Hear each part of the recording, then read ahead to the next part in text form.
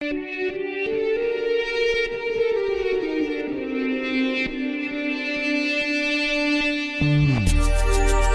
هر جور بشکنم تقصیر دل خودم بوده، اینو خوب میدونم، بوده اینو خوب میدونم. من از خدا خواسته بودم بمونی کنار من، لیاقتم حتما نبود خدا برس به داد من.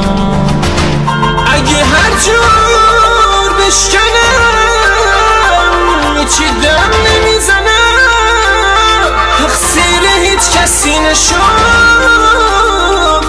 باعث اصلی خودمم.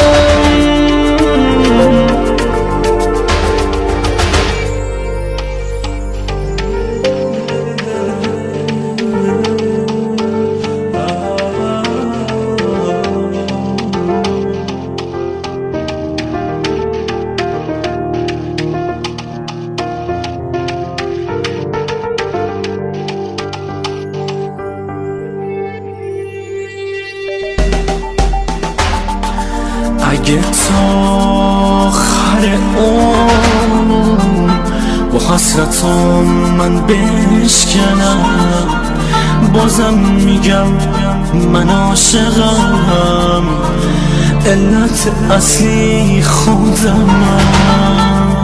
پشت دیوار دلت منم که گریه میکنم، تقصیر تو هیچ وقت نبود، عاشق اصلی خودمم.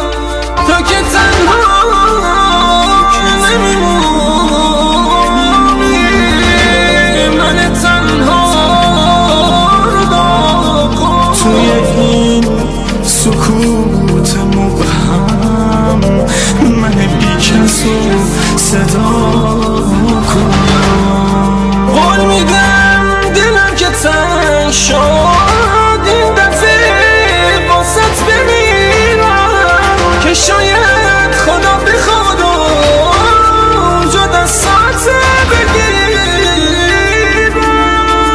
لحظه ها رو میشمارم تا که مرگمو ببینم، آخه شنیدم تو قیامت میتونم تو رو ببینم.